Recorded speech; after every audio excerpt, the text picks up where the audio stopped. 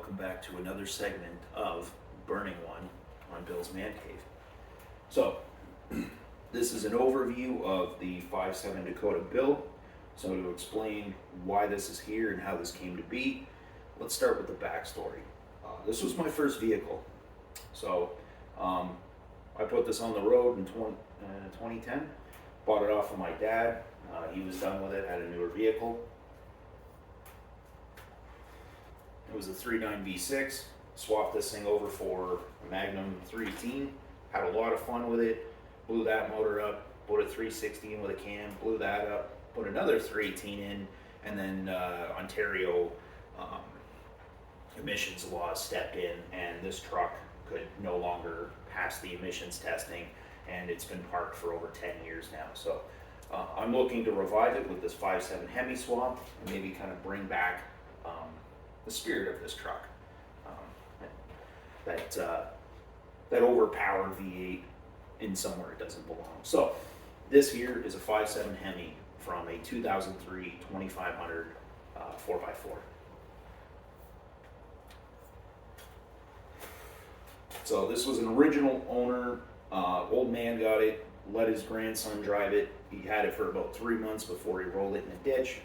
They needed it gone that weekend, so I picked this unit up for $400, whole truck.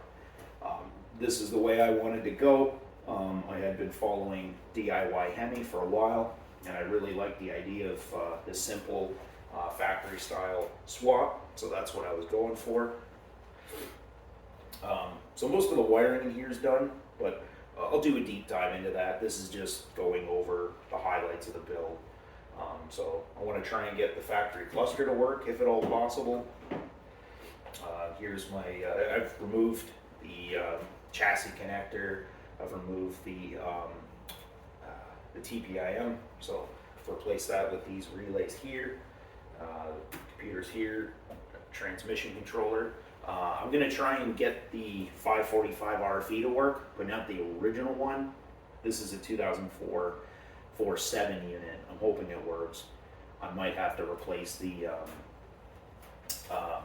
like the coil pack, valve body assembly if the years don't match up. I've done this sort of thing before, just not with this transmission. So yeah, so I'm going to go with the stock Ram manifolds.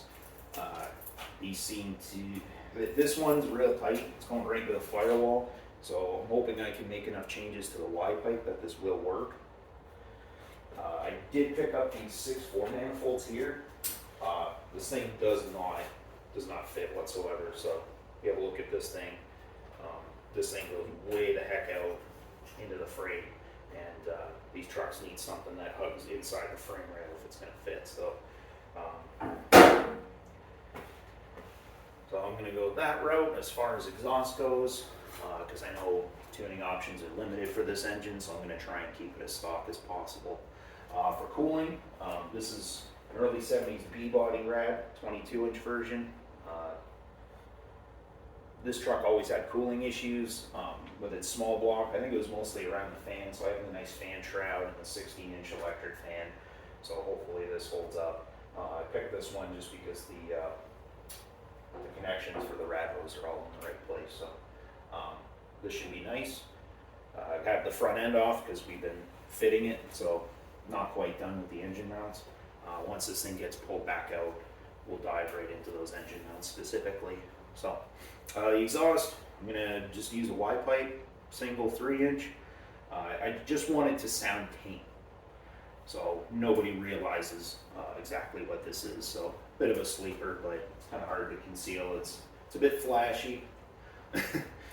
So the fuel tank sitting in the box.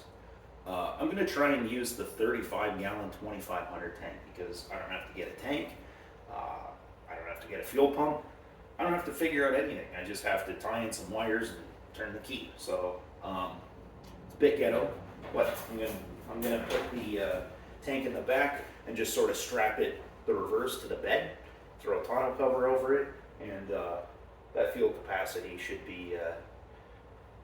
go a long way. So American Shifter Company makes this cool shifter. I got a separate video I'll put up for that. but I cut a hole through the floor, and it has this mechanical linkage shifter for it, because there's no other options really. What else? Oh, brake booster. So, I got another video featuring the differences between the Omni and the Dakota brake booster. It's possible I got it in there, but I really don't like how tight it is with the Hemi heads here. You can't even get a coil pack out or change a plug, so I'm not too fond of that. And the other vehicle that I'm working on, well, actually it's done, but they're never done. The Diplomat, I did a manual brake swap. I don't mind it that much, so I'm just gonna pull the brake booster out and just go for manual brakes. But that's where we're at. So, oh yes, and the throttle linkage here. The cool thing about the 03 and the 04 is it uses this external Mercedes derived throttle. So this will allow me to use the factory pedal in this truck, which I'm pretty happy about. And this will just mount under the battery tray along with the battery temperature sensing. So there it is. Expect more from this. I want this thing to be drivable. I want to drive it to Mopar Fest, assuming we have the car show this year.